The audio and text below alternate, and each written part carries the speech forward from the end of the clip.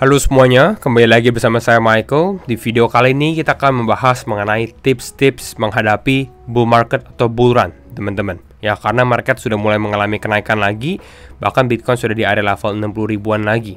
Nah, jadi kita membahas 5 tips personal dari saya. Kira-kira ada apa aja? Atau penasaran teman-teman? Kita bahas lebih dalam di video ini ya. Jadi jangan lupa untuk like videonya dan share videonya juga. Mungkin kita bisa targetkan like sekitar 200 likes untuk video ini, biar nanti kita bisa continuously membuat video edukasi juga nih untuk teman-teman. Ya, tanpa berlama-lama lagi kita langsung masuk dulu ke dalam intronya ya.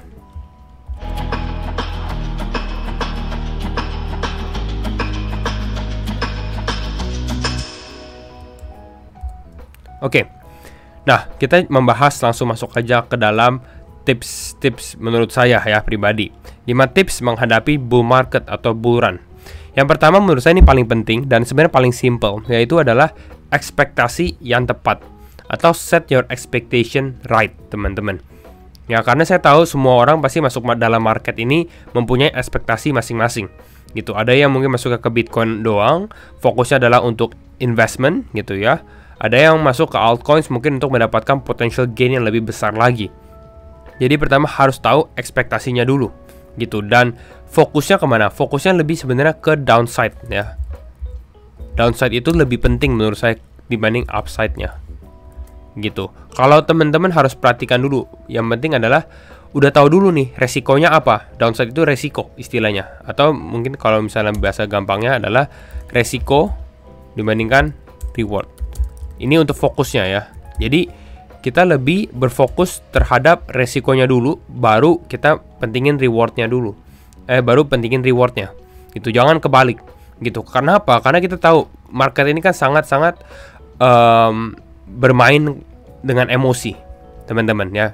Kita mungkin bisa bahas secara teknikal. Kalau Bitcoin mungkin kalau kalian fokuskan ke dalam rewardnya itu masih oke-oke aja, karena secara penurunan pun nggak terlalu dalam ya, lumayan dalam sih, sekitar 30% gitu ya. Tapi biasanya yang lebih terkocok atau emosinya itu, psikologinya itu bisa rusak itu pada saat teman-teman mulai trading altcoins gitu. Jadi memang itu sangat penting teman-teman. Mungkin kita bisa ambil aja salah satu altcoins deh menurut saya ya, yang menarik gitu. Misalnya Render deh, Render kita ambil gitu ya. Ini kan udah cukup besar nih, Render. Tickernya udah ganti kan ya, misalnya gini, Render kan ada kriptonya. Oke. Nah teman-teman bisa lihat ya, kalau misalnya kita fokus ke upside gitu ya, mungkin pada saat di sini kita lihat, wah ini Render masih bisa naik lagi nih sampai $15 atau $20 misalnya, seperti itu gitu ya, karena fokusnya di upside. Dan ternyata hasil Render itu malah mengalami penurunan gitu. Tapi kalau misalnya kita udah tahu pada saat kita masuk gitu ya, kita udah tahu nih, oke, atau kita masuk di sini, tapi kita udah tahu resiko yang terjadi itu apa, downside-nya gitu ya. Nah, hal ini membuat kita secara emosi ini akan lebih stabil juga, sehingga bisa, kalau misalnya emosi kita stabil, secara untuk kita melakukan aksi atau action pun akan lebih rasional juga, teman-teman. Dibandingkan kalau misalnya kita beli di sini, lalu bilang, misalnya kan beli di $10 nih, lalu bilang, enggak, ini Render akan ke $30. Kan biasa orang kayak gitu tuh. Wah, akan ke $30. Pada saat dia turun terus gitu ya, ini membuat kita punya mental atau psikologi goyah gitu. Bahkan turunnya 50%. Seperti itu. Ya, ini bukan berarti Render ini adalah contoh yang jelek teman-teman ya, karena Render ya basically semua kripto juga mengalami penurunan dalam beberapa bulan terakhir gitu ya. Jadi ya rata-rata juga grafiknya seperti ini. Nah, sebenarnya kalau saat ini pun ini lebih menarik gitu, karena sentimen masih rendah dan ini mulai mengalami accumulation phase lagi gitu. Tapi intinya fokusnya adalah tahu dulu ekspektasinya. Jangan terlalu mungkin jangan terlalu terngiang-ngiang, wah ini akan 1000 kali atau 10 kali ya. Mungkin kalau teman-teman beli meme coin gitu ya, tapi lebih baik kita set a low expectation atau ekspektasi yang lebih rendah, sehingga secara resiko pun, secara downside kita udah ready gitu. Nah, yang kedua itu take profit. Sebenarnya cukup gampang sih teman-teman, karena saya rasa pada saat bull market nanti ya, pada saat bull run itu cukup mudah. Kalau menurut saya sendiri cukup mudah untuk mendapatkan profit. Yang susah apa? Yang susah adalah secure profitnya. Jadi dapat profitnya mudah, tapi secure profitnya untuk dapetin itu susah. Ya, harus perhatikan ini, angka profit yang terlihat di layar hanyalah angka. Ya, teman-teman lihat ini cuma number doang, saldo doang gitu, tapi ini belum terrealisasi. Makanya harus di take profit. Dan lebih pentingnya lagi adalah setelah take profit itu, ya biasanya kita langsung masukin lagi kan, langsung beli lagi gitu. Tapi lebih baik di hold dulu, ya mungkin tunggu dip yang lebih dalam. Biasanya seperti itulah, biar teman-teman nggak terjerumus dalam ini ya, dalam trap bull market dan jangan jadi korban, istilahnya seperti itu. Jadi sangat penting untuk take profit juga ya. Jadi kalau misalnya udah untung, lihat contoh lah render lagi ya teman-teman. Render misalnya kita beli di area sekarang nih gitu. Ya kalau misalnya mau disiplin dan paling mudah gitu ya untuk cara take profit dan lain-lain, yang paling mudah tuh moonback strategy mungkin ya. Pada saat dia udah naik 100%, misalnya udah naik 100% atau 50%, langsung TP modal. Naik TP modal gitu ya. Tapi ini buat yang paling simple. Biasanya saya akan lebih lihat secara teknikalnya dulu, tapi tetap akan take profit gitu. Tapi nanti ini mungkin another video idea bagaimana sih cara take profit yang baik gitu. Tapi ini penting sekali gitu ya. Jadi harus tahu kata cukup untuk take profit. Karena ini biar teman-teman sukses juga di dalam bull market. Oke. Nah, selanjutnya apa? Selanjutnya mungkin kita bahas mengenai tips yang ketiga, itu adalah pahami rotasi pasar. Sebenarnya harus tetap keep up to date terhadap market, teman-teman. Salah satunya adalah join komunitas. Saya juga share di community. Jadi biar teman-teman selalu update juga tentang apa sih kripto yang lagi hot, apa sih kripto yang berpotensi, dan mulai belajar juga gitu. Nah, ini pahami rotasi pasar ini cukup penting, dimana biasanya tuh market akan rotasi, misalnya dari Bitcoin lalu ke altcoin yang besar, lalu ke altcoin yang lebih kecil. Sehingga apa? Dengan teman-teman tahu rotasi seperti ini, contoh dari Bitcoin ke Ethereum, dari Ethereum ke middle cap, lalu ke low cap gitu. Biasanya baru masuk lagi ke stable. Ini sehingga teman-teman bisa lihat nih, kripto-kripto apa yang berpotensi pada saat teman-teman udah mengerti tentang rotasi pasar seperti ini. Tapi ini dulu, ini di siklus sebelumnya, bull market sebelumnya. Contohnya hampir sama juga kayak gini. Bitcoin ke large caps, lalu ke mid caps, lalu ke small caps gitu ya. Lalu ke fiat. Ini masih easy step gitu ya. Saat ini justru lebih susah ya, lebih jauh lebih susah untuk kita identifikasi sekarang tuh kita lagi di posisi mana. Seperti itu.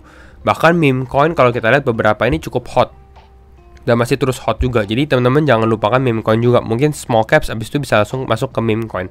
Tapi menurut saya inilah salah satu contohnya kenapa kita harus perhatikan dulu nih money flow in crypto bagaimana gitu. Karena kita harus tahu bahwa likuiditas di dalam market itu kan terbatas gitu, sehingga pasti market ini akan rotasi terus secara likuiditasnya. Jadi jangan ketinggalan kereta ya. Ini untuk kita bilang untuk pahami rotasi pasar atau sector rotation. Dan yang keempat adalah jangan tunggu alt season ya. Ini saya ada dua alt season index. Yang pertama ini adalah alt season index, di mana pada saat 75% dari top 50 kripto perform better than Bitcoin. Jadi kalau mereka performanya lebih bagus dari Bitcoin dalam 90 hari terakhir gitu ya, itu alt season. Tapi jangan tunggu. Mungkin pertanyaannya alt season itu kapan terjadi dan lain-lain. Kalau menurut saya, bahkan kalau misalnya altcoin season nggak terjadi, teman-teman, tapi akan ada beberapa altcoins yang tetap terbang. Nah, tugas kita adalah untuk identifikasi altcoin apa itu yang terbang.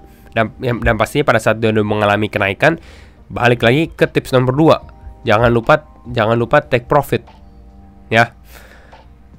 Nah, saat ini kita lagi di posisi tengah-tengah lah. Bitcoin season, altcoin season di pertengahan 43, tapi masih cenderung ke Bitcoin season. Jadi masih menjadi a good opportunity kalau teman-teman melihat ada kripto-kripto atau altcoin yang berpotensi. Gitu. Kembali lagi, altcoin itu akan lebih high risk. Ya, resikonya akan lebih tinggi dibandingkan Bitcoin. Next one, selanjutnya ini juga altcoin buy signal lah.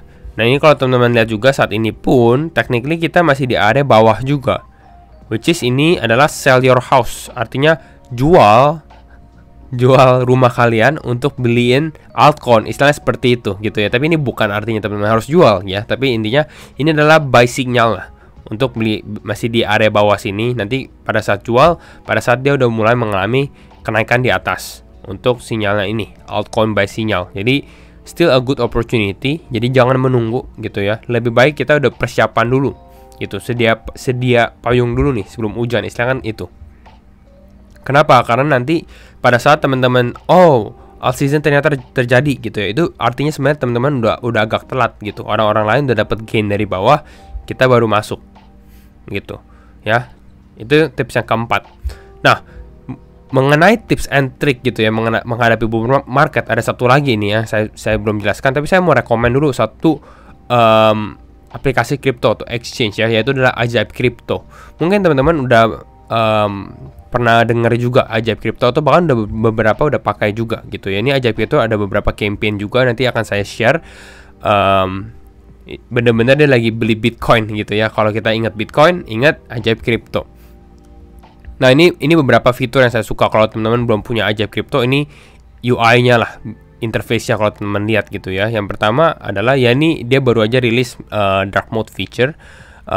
Tapi selanjutnya, nah ini kalau teman-teman lihat dia ada kolom beritanya juga. Jadi benar-benar up to date nih. Kalau teman-teman takut ketinggalan berita, di Ajaib Crypto ada berita, benar-benar fokus untuk berita-berita aja. Walaupun memang ini bahasa Inggris rata-rata gitu ya. Lalu juga bisa staking, dan staking di Ajaib Crypto itu menjadi salah satu yield yang cukup tinggi lah sebenarnya gitu ya. Kalau kita perhatikan, USDT 3,9, USDC 3,9 juga. Padahal ini stablecoin. Seperti itu. Lalu ini kalau teman-teman mau lihat fitur tradingnya gimana? Ya, fitur tradingnya kira-kira seperti ini sih. Ya cukup lengkap sih. Kalau untuk local exchange mungkin ini cukup lumayan, karena dia ada beberapa indikator. Lalu ada volume, RSI, MACD, ada KDJ juga. Jadi overall sih oke. Nah, lalu dia juga ada technicalnya nih. Ini saya suka juga. Ini kalau teman-teman scroll di sini, dia ada token info, lalu ada, nah ini teman-teman bisa lihat semua altcoinnya ada ya. Hal-hal seperti ini, kesimpulan, analisis, indikator teknikal, beli atau netral gitu-gitu. Pastinya ini cuma indikator doang ya, tapi jadiin referensi lagi untuk teman-teman kalau mungkin yang belum familiar dengan technical analysis. Seperti itu ya. Jadi kalau misalnya kalian mau coba pakai Ajaib Crypto, feel free untuk coba Ajaib Crypto, karena mereka juga lagi ada campaign ini ya, transfer Ajaib Crypto dapat bonus 1% nih gitu ya. Ada kode saya, referral kode saya, nanti saya taruh link di deskripsi, MYN88 teman-teman ya, MYN88, nanti langsung cek aja di deskripsi ya. Nah, ini campaignnya transfer aset ke Ajaib Crypto. Jadi teman-teman mau transfer aset apapun, dia ada available 50 crypto. Dari misalnya dari exchange A, teman-teman masukin ke Ajaib Crypto gitu ya. Nanti teman-teman dapat bonus 1%, ini berupa Bitcoin. Jadi lumayan lah gitu ya. Kalau mau transfer, periodenya sampai 2 Oktober ya.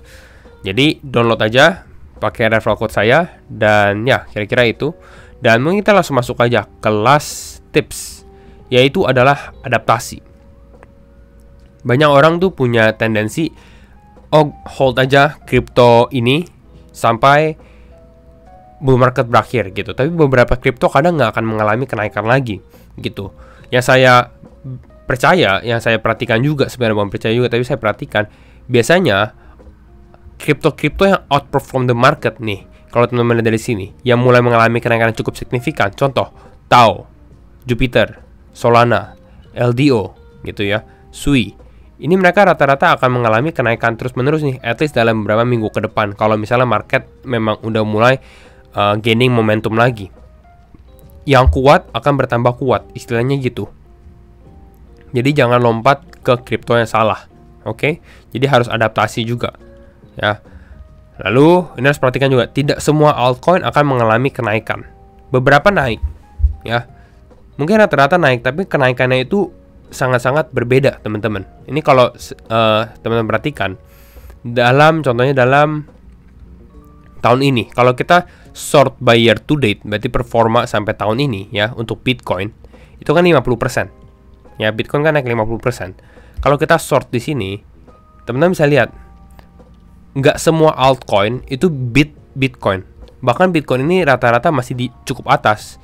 Yang naik, yang beat ya, Kaspa, Tau, BGB, BNB, Arweave, Toncoin, Pendle, hanya beberapa aja gitu. Nah, tugas kita adalah mencari, kalau teman-teman mau beli altcoins, adalah cari kripto sebenarnya yang bisa mengalahkan returnnya Bitcoin gitu. Kalau nggak berhasil, ya istilahnya kan ngapain beli altcoin, mendingan beli Bitcoinnya aja.